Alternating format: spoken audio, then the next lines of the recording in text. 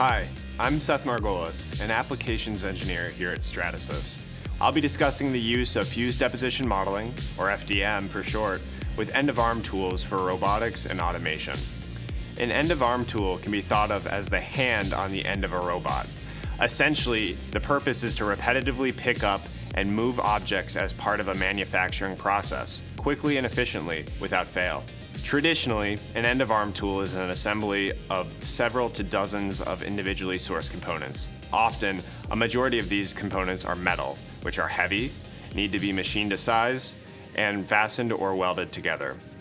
Costs can add up quickly between sourcing and shipping parts, machining and machinist time, plus assembly labor and any needed fixturing. Ultimately, they will all need to be fastened or welded together. This all takes time. Frequently, this can take weeks to months. If a third party is making the end-of-arm tool, more time is likely necessary. Another huge consideration with end-of-arm tools is the total payload. Any given robot will have a specified payload limit. The higher the payload limit, the more expensive the robot. Furthermore, the heavier payload limits attributed to a traditional end-of-arm tool will often mean slower cycle times and therefore less throughput. Printing with the FDM nylon 12 carbon fiber material is a great alternative for many of the traditionally heavier metal components in an end-of-arm tool. The chopped carbon fiber lends high stiffness to the printed parts, which helps prevent the tool from deflecting when in use. There is also an inherent weight reduction when converting a tool from aluminum or steel to polymer, while maintaining a high strength-to-weight ratio. Additionally, the additive process allows us to create honeycomb infills with rigid walls, further reducing weight. This allows an engineer to print solid where necessary for additional strength, but reduce material where it is not needed. It's common to see weight reductions of 30 to 50% when comparing an FDM nylon 12 CF tool to a traditional metal tool. A traditional tool can take weeks to months to acquire and use. An FDM tool can print in hours to days, depending on size. And once the file is sent to the printer and is started, the printing operation is almost entirely hands-off. Additively manufactured end-of-arm tools can be 25 to 50% less expensive than traditional end-of-arm tools once factors like materials, labor, fixturing, and shipping are all calculated. If your team has engineers familiar with CAD, they already have the knowledge to design end-of-arm tools. Because of the design freedom 3D printing allows, you can design and integrate functionality in the most efficient way possible. Using threaded inserts, such as heat set and helical inserts, additively manufactured tools can interface with other important hardware as required. Just size the holes in CAD to the insert's specified diameter, and after printing, the inserts can be installed just like in any other plastic.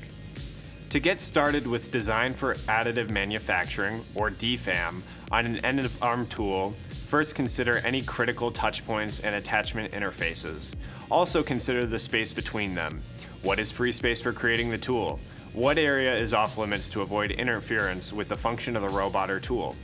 Use the answers to guide you as you begin to connect the key features of your tool together to become a solid body. One way you might do this is by starting with the original CAD of the traditional end-of-arm tool and drawing your new DFAM tool right over it. This way, you can convert any critical holes and features directly from the previous tool.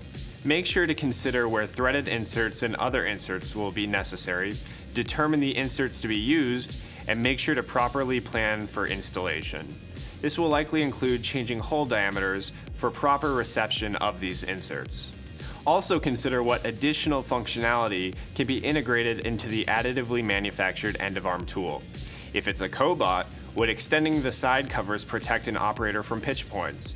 If there are tool changes on the robot, would locating features help decrease the time for these changes? Remember, complexity doesn't cost extra with additive manufacturing. Conversely, not everything on the end-of-arm tool necessarily needs to be printed.